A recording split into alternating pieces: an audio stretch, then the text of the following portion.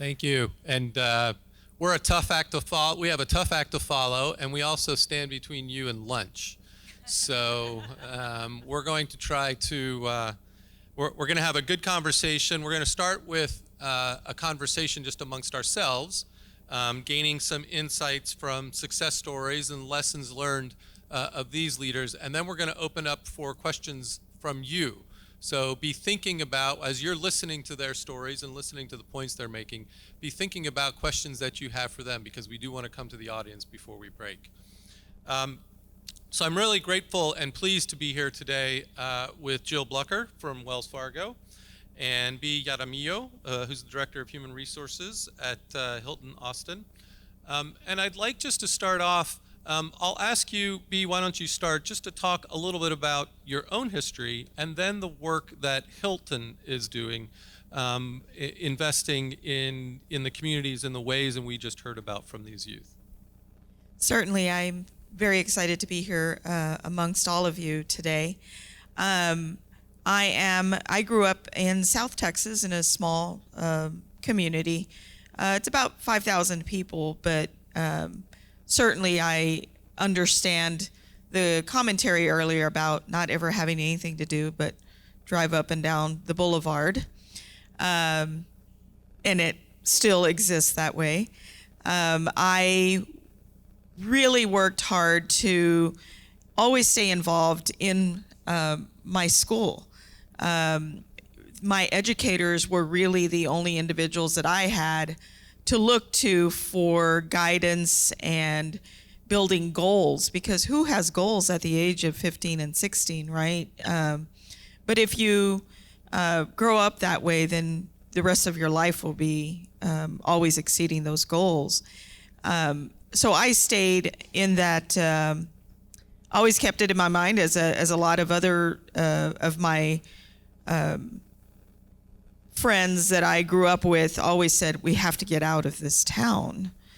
And I was mentioning earlier that, 25 years later, when you actually have social media, you find out who never left. I was very fortunate to pursue my education. I did go to school in Corpus Christi at a college there my first 2 years, and then I transferred to the University of Texas, pursuing my degree in mass communications. I later did go work at a hotel, and once I started there, my passion just was something that I could not leave. And 30 years later, I'm still working in the hospitality industry, and I love what I do.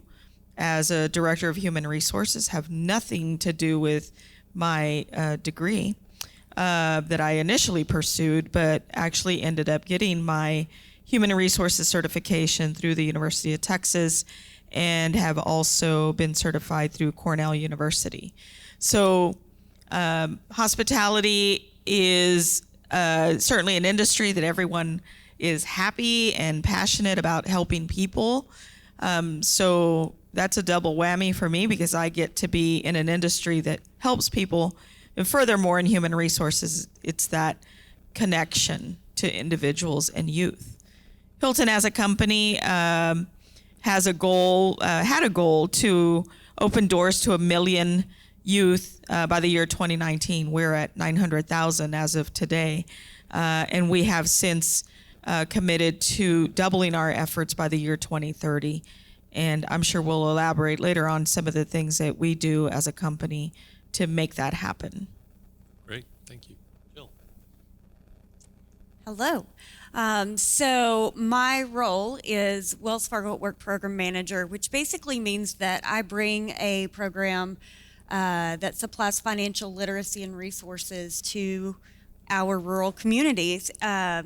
And I'm really blessed to have found that role. I wanted to be a teacher when I was a kid, and grew up in Amarillo in a time when, college wasn't as important as it is now, and I got married right out of high school. Don't do that. And so I didn't finish my college until I was much older and had kids in middle school. Terrified them that I was going to end up in classes with them, by the way. But through this program, I really am blessed to be able to help people realize dreams that I couldn't. And so we work a lot with kids in rural communities and their families on how to find ways to get to college, hopefully answer some of those questions like Jillian mentioned earlier, on how to fund it and how to make those things happen. And then also we really spend a lot of time helping these kids and their parents at every age level and every employment level figure out what to do with their money, how to make good financial decisions, because really your finances make or break every other aspect of your life. Financial stress is the largest stressor most people have. So I get to work with folks and really help them make their big dreams come true, which is super exciting. Oh, that's wonderful. So, what's interesting I find is we were just talking a little bit about the public-private partnerships that are important to delivering services, especially in the places that we're talking about and that we just heard the young leaders talk about. And Jill, why don't you just continue? I come from a philanthropic background, and I was talking with a colleague earlier this morning about the Rapides Foundation in Louisiana, and I have a former colleague from there who actually did a study on philanthropic funding in the U.S. And the best estimates put philanthropic funding in the U.S. at about 4 to 5% going to rural areas. The remoteness seems, hard. You don't always know the communities because you seem far away. So in the work that you do that you were just talking about, what are some of the strategies? What's some of the ways that you approach sort of the investments that you're making that you found have been successful in sort of serving and reaching out to the communities that you're working with? Yeah, so Wells Fargo has done a really good job in making tools available to anyone. My job is to get the word out. So we're able to serve maybe a rural community in the same way that a metro community would, with, like, we have the largest scholarship search engine in the United States, available to anyone. We have a program called Hands-On Banking that is financial literacy built for and by teachers for use in the classroom. So we're able to give those resources to anyone at no cost. And then face-to-face, we're able to, I lead a team of bankers and branch managers who will go out into a workplace or a community event or a school and teach people those specific skills that they may be lacking, whether it's college funding or budgeting or building credit. And so a lot of what we do is, it's kind of a twofold. It's built on volunteerism. Our branch managers and bankers volunteer their time in the community to figure out where those needs are. And then on the corporate level, we supply those tools and resources and create those events to make those learning opportunities happen. So it's the tools, putting the tools in place and investing the capital in those tools, but then marrying it up with both your penetration, so to speak, through the people that you have and having the people there to enable the use of those tools in a way that actually really makes sense. So B, you talked about, trying to reach 1 million youth and now doubling down on that to 2 million. Talk a little bit about Hilton's approach to that and your own approach. We were talking a little bit earlier about how even you think about this and how you feel like you need to get the word out to the communities that you want to reach. Well, certainly Hilton is worldwide, and so there's a lot of opportunity out there. But, Hilton has many brands under its umbrella: Homewood Suites, Hampton, Hilton, DoubleTree, Embassy Suites, Waldorf Astoria, True. There's so many different brands, and very much like Wells Fargo does, we have representation almost everywhere, right? So I think a lot of you know what a Hampton is. They do sit in a lot of the smaller communities, smaller cities, and they have, again, very similar to Wells Fargo, it's called hands-on Hamptonality. And so every brand has their own outreach that they do. And I know that at my hotel, I have almost 600 employees, and they all are friendly and hospitable, and they all want to reach out to the community. So I am able to connect with the local schools, and they get to volunteer and do some great things for those students. We do internships, and we have opportunities to go and work on the school, like build outdoor classrooms and teach the students how to write a resume, how to interview, the things you do you shouldn't say during an interview, how you sit, and then the other side of that is, me growing up in a smaller town, I would have never thought about going to work at a hotel. That just wasn't prevalent in my community. And so when I moved to Austin and I walked in the doors of the first hotel that I applied at, I thought I was just going to be a front desk agent because that was all I knew about a hotel. But now I know how many individuals are out there that might be looking to move to a big city. So some of the, I'm trying to capture an audience when I'm advertising. Social media is so relevant today. And so connecting with individuals in any geographic location that I want to is so easy to do. All I have to do is say, I am looking for individuals to connect in South Texas, the Rio Grande Valley, the greater Houston Metroplex area, up by El Paso. And so I can advertise and expose the fact that we do have jobs in Austin if you want to move here. And it is amazing the number of, we call them impressions, how many impressions those ads make, how many moms and dads are tagging their children or their youth about these jobs. So it is definitely something that I love having that exposure to, and that ability to try to bring in more youth into our organization. So I love the way you're talking about using the tools also that the generation is using as well, and so meeting them where they're at as a way to reach out to them. And I'm also struck by both of you talking so strongly about volunteerism and about how the people in your companies are important for the strategies that you're using actually to reach the communities that you're reaching. I'm wondering also, are there partnerships with community institutions? Like how do you work in communities with is it the schools? Is it churches? Is it or is it just different depending on the community and depending on where you're at?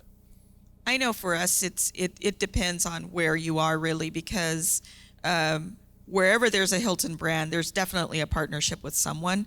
I know for me, it's a partnership with adopting schools, seeking out those schools that have the hospitality programs in them, or a culinary program or a business program.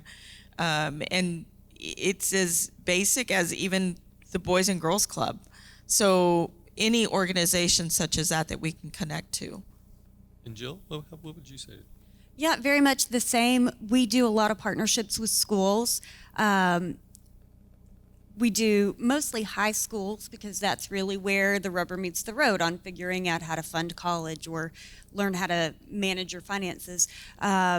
We also do a lot of higher education. We partner with UHV and colleges in all of those different areas. I also do a lot of partnerships with the volunteer organizations that serve those populations, so communities and schools. We partner with the economic development corporations, the small business organizations, really anybody that has a group that needs financial literacy tools or resources, we're going to be partnering with them.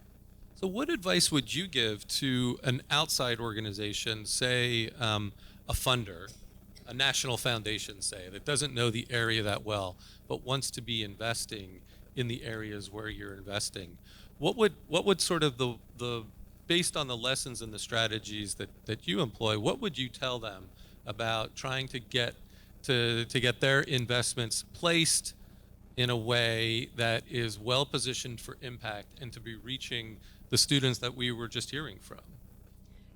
I think Leaps did a great job of listening. When I first came into this role, and I moved to South Texas for this role, so really early on, I found that there were a lot of people doing a lot of the same things, and it sounded like there were a lot of people operating in silos and not really communicating with each other. So listening would be the biggest piece of it, and then I had the pleasure of serving on some boards that actually connected all of those different resources and got the word out a little better. Things like that actually will get the resources into the hands of the people who need them are really where the funding needs to be. Not necessarily creating the resources again. It's the communication and getting that into the hands of the folks that need it. So networking those people already doing the work together and providing the capacity for them to be communicating with each other and working together. Absolutely. Sounds really important. And listening as well. And listening to what the community already has happening and how to build on that and responding to the needs that they are articulating. What would you say? I think that finding ambassadors within your own company to do kind of the outreach that was done today with the students. Listening to the students today just really took me back to when I was in high school, and I would have never thought that 30 years later I'd be sitting up here and doing that same type of work in my role in my career. So I really feel like those companies should invest in those individuals that know how to connect, that know exactly what is out there. It's like finding gold if you find these individuals that have this ambition. The other for me would be that social media aspect. There is probably so much that social media can do for you if you try to start a program and even when we started the meeting today, it was about tagging this event. But the exposure that it gives a company for stepping up and making that connection and engaging and opening doors for youth.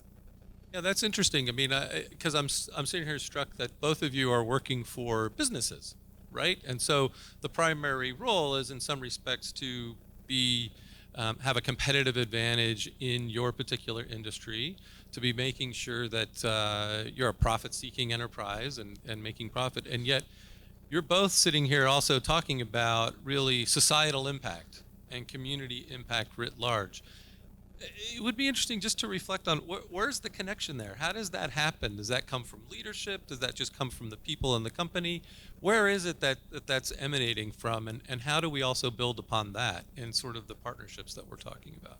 I have to say we have a very diverse company, and we have, I think, made so many commitments, and it really does start from the top with our CEO, Chris Nacetta, who has made it his mission to make a large impact on the community.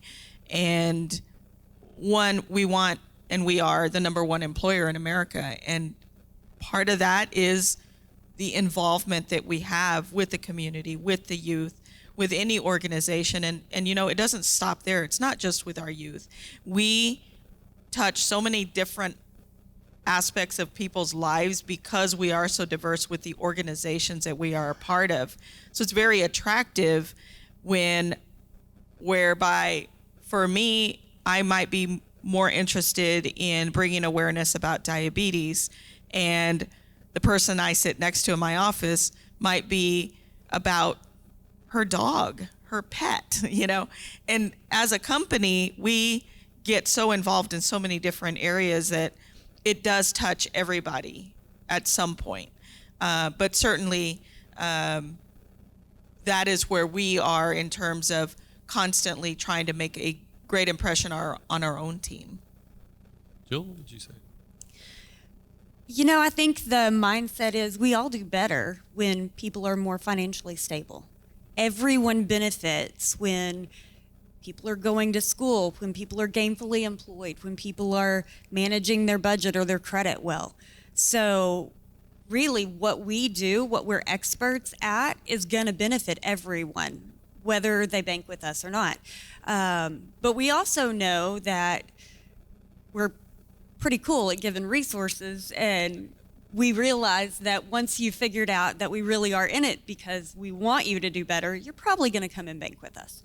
All right. So that's where that comes from. Good enough. Okay, so I want to turn to some questions from the audience now. Who's got some questions for our panelists here?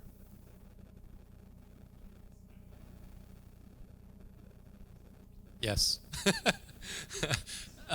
So I know a couple of the things that I would say, and it's interesting to hear Jill talk about sort of the presence they have through their bank managers and the branches and things like that. So one is the remoteness and lack of, and what that brings with us is a difficulty of understanding and even knowing the community and knowing the capacity and the needs in a particular community, especially if you're a national foundation, and even regional foundations have a difficult time, I think, being able to reach out. It requires more human capital to be able to be more invested in more distance dispersed places. I think the other thing is there has been a trend philanthropically, and I'm from the philanthropic community. It's been a lot of my experience. So I'll say this and go out on a limb, but there's been a trend of scale and impact, and an idea that return on investment means big numbers. And those big numbers tend to be toward the absolute. So you want to reach millions and millions of people, and people look, and large funders will sometimes look out across the landscape and feel as if they're going to have bigger bang for the buck, so to speak, by investing in places where there's more density and there's more people. The interesting thing to me is that when you look at relative numbers, you can sometimes have significant or even greater impact, relatively speaking, in less densely populated places. I also do think that there is a perception of absorption capacity. How many organizations are out there with enough capacity to be able to handle, large amounts of money and make good use of it. But I think all those things are more of a view from the outside than the inside, and it'd be great to hear either of you comment. But my gut tells me that once you get in there and you start to actually learn about the community and have greater understanding about the communities you're trying to serve, you'll find what you need to actually get good things done. Yeah, I completely agree on a whole lot of what you just said, Tony. I have peers that do my same job in metro areas. So when we look at that community investment, I can see, where the dollars go in San Antonio versus in Victoria, Texas. And a lot of it, I'll tell you, is difficulty in delivery. So it's easy for, I think maybe Sharon said earlier, it's easy for someone in a metro area to go and do 6 things in a day. For me, it took me 3 hours to get here, and it's going to take me 3 hours to go home. So that's 1 thing in a day. So we get a lot of that when I'm asking to do an event that maybe has a pay-to-play component versus when my peer here is asking to do that. The money's going to go here because there's going to be 6,000 people who go to that event, and she can do 2 things in 1 day. When it comes to Victoria, probably not. An event in Cuero or Carn City or one of those areas is not going to get the funding that we would get in San Antonio because we're going to have 50 people or 250 people. And so that difficulty in delivery, I think, is a big piece of it. And that's all tied into return on investment and all of that kind of stuff. And then I think, too, the attention that a big company is going to get from having their name on a banner at, the American Bank Center versus at Memorial Stadium, So where's the attention going to go? Yeah, I would say that it is tough to get out into the rural areas, and that's why I say that some of our hotels being in the smaller communities are really what helps us do a little more outreach and hopefully able to connect. It is a little bit tougher because while we are a very large company, a lot of those hotels are franchised. And so it is up to those owners of those franchises to decide how much they would like to invest and what they would like to invest in. And I think that while we are, as a company, very, very supportive of programs such as Passport to Success, I know that Hilton has an extremely strong relationship with the International Youth Foundation across the country. So we will continue to impress as much as we can to make as big of an impact as we possibly can. I am struck by both your companies have presence everywhere, and so that's almost an inherent advantage to be able to be working in some communities. And B, your comment earlier about leadership being so important because some of your presence is franchises. That's where leadership comes in, to be setting the tone, to be setting that as sort of a norm within the Hilton brand, so to speak, for that community impact and that community integration, which is really interesting. Other questions?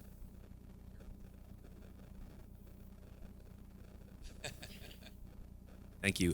Two-part question for you, Jill. So obviously you're in a numbers business.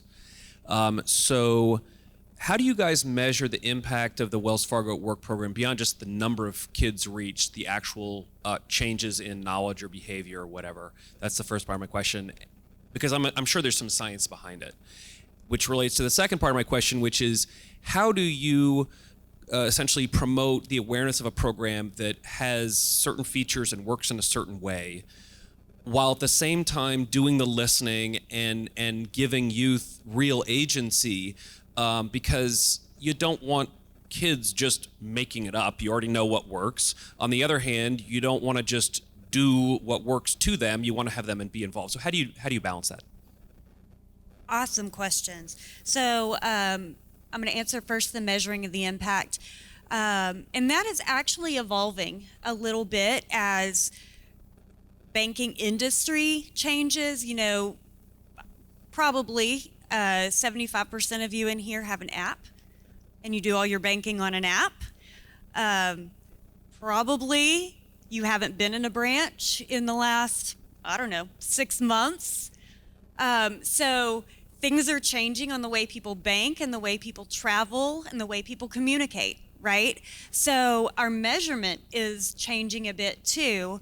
And I'll tell you, a lot of it is still very grassroots. We go to an event, we do a survey. What did you learn? But we're doing a lot more with the technology aspect of it. So when it used to be a paper survey and you handed it back to the presenter at the end, now we've got financial health bankers that you can call or you can meet online, and we've got a specific path that you can get to those through on-site. When we go out and do a workshop, it's called an on-site, but through on-site materials. So when they feed back to those financial health bankers or when they feed back into a branch, then we measure that as a success point. It's not perfect, obviously, because there's going to be a whole lot of people who learn something new and then never come back to a branch or a financial health banker, or it may take them 6 months or a year to act on what they learned. So it's not perfect by any means, but that impact, that's how we measure that impact. And it's also very anecdotal. So there's a big focus right now in my company on success stories. They want to see success stories, they want to hear them. And so there's a lot of anecdotal stuff that comes back, and they consider that success stories too. Within our branches, we have surveys. So if anybody has ever done any transaction with Wells Fargo and gotten an email or a phone call to get a survey back, that's part of what we use as well. And so some of that, there's a component of it called the Tell Me Why section. And so we're asking people, why did you answer this question this way? And so we're trying to get a lot of feedback through all of those digital channels, as well as face-to-face feedback. And then how do we promote the awareness? So in my program, there are 18 of me across the state, and each of us serve a group of districts. And within those districts, we have branches. And within those branches, we have advocates. So those are bankers or branch managers who we train to go out and do this. These presentations, deliver this set of resources. And so it's very managed. We don't want to send just anybody out there to teach you how to manage your credit or fund funding for college and them not know what they're talking about, right?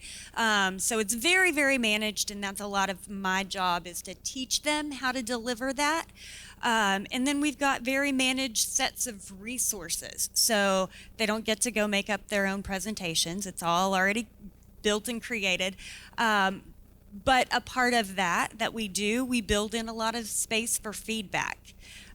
So, you know, there's lots of open-ended questions, and then it's almost like the old choose your ending stories. You younger people don't know what I'm talking about, but, you know, person says this, okay, you can answer this. And so it's a lot like the flow chart. So we get it's built in for a lot of feedback from our participants, and there's a lot of question and answer time built in, but it's also a very managed program. I hope that answered your questions. Yeah, thank you. Time for at least one more question. Anybody else?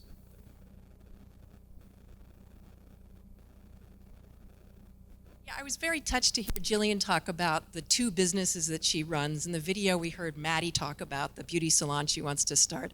My buddy Hannah here would love to start a recycling business. What's going on in the entrepreneurship space, or isn't going on, and what needs to be going on there for young people? That is a good question. So part of what we do is, depending on the needs of the community, and we do a lot of listening. A lot of what my job and the job of my peers is to go out there and ask people if they need us. So we do partner with a lot of small business development corporations. And I mentioned earlier, we have a hands-on banking program that's curriculum that was built for teachers by teachers for use in the classroom. And there is an entrepreneurship section. So it will walk them through every step of it, including creating a business plan, which is pretty cool. And then we have specialty bankers that if they need additional resources, they can come out and teach them how to do a business loan or whatever that need may be. So there's curriculum built for all of that, and that a teacher can use it in a classroom, or we can help deliver it. I think, so what's interesting is that, you know, rates of startup and entrepreneurialism in rural areas actually outstrip those rates in urban areas. Unfortunately, entrepreneurialism in the U.S., especially over the last 10 years, has dropped dramatically in terms of actual business startups. And I think one of the interesting things is that we tend to think of entrepreneurialism, we tend to think of innovation, right? So we think of Silicon Valley, or we think of, you know, new business or artificial intelligence. But there's a difference between innovation and taking a new idea and then commercializing that to actually just starting a business. And it is in, you know, small towns across the United States actually where has been the backbone of small businesses owned by people who have started those particular businesses. And I think there's a growing recognition that that's one of the opportunities in rural America, and that actually that's really important for all of America. because it is part of where most employment traditionally and historically has come from in the United States. I don't know that we have the answers to that yet, but the growing recognition is a start and a place that we need to bring attention to. So let me just turn to our panelists, and I'll give you each a closing word, and you can use it however you want to use it. It can be a piece of advice, or it can be just a reflection on our conversation.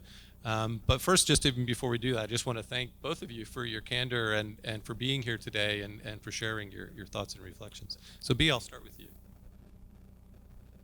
I think that I just want to say encourage the continued efforts to bringing youth to different organizations and through careers. I think that it's wonderful to see it happening. As I was saying earlier, we have so many youth in our workforce now that in the past, my father worked for a company for 25 years. When I first started in human resources, all of the resumes had tenure, 10 years, 15 years, 20 years. And now, as we have all these youth in our workforce, I hear them after 3 months ready to promote to a supervisor position or ready to become a manager. And I love the ambition. It is great to see. So keep that up, because you certainly are the future of our success and of many companies' success. Yeah, absolutely. So I'll just leave you with a couple of things. Anytime I do a workshop or talk to a group, I always ask them, what's your big dream? And then I always pause, so you'll actually think about it. You know, it is so important to dream and to dream big. A lot of us forget to do that, or we think that this circumstance is as good as it's ever going to get, and our dreams are capped. Not so. Whatever your big dream is, think about it and write it down. Because unfortunately, we don't live in Disney, and dreams don't always come true. But when you write it down, you can make it a plan, and then you can achieve it. Also, I want to encourage you guys, keep thinking outside the box. We see within the changes in how the banking industry is working and how people, engage with the banking industry, we're seeing jobs that have been there forever go away, and we're seeing new ones that we never conceived of coming up. So don't cap your dreams. Don't think it's got to be something that you already know about. Things are changing quickly, and there are going to be jobs in 5 years that we've never even thought about. So dream big, dream outside the box. Well, thank you very much. Those both wonderful closing thoughts. So I just want to thank both you and the companies that you work with for the leadership and the investment that you're all making. And I think, Jill, you mentioned early on that it's important for there to be recognition about this and awareness. And I think that's an important part of today, is actually just to bring awareness of the great work that's going through LEAPS and the opportunities that there are across rural America. And I think what you're hearing from these two, and I think even earlier, that it's also not about assistance. It's not about helping these communities. It's about investment. Investing for what these communities and the people in these communities can provide over the long haul. And I think that's the way we should try to get people outside of these communities be thinking about it. So thank you very much. It's been a pleasure to have this conversation, and thanks to IYF and LEAPS and all the others for making this possible.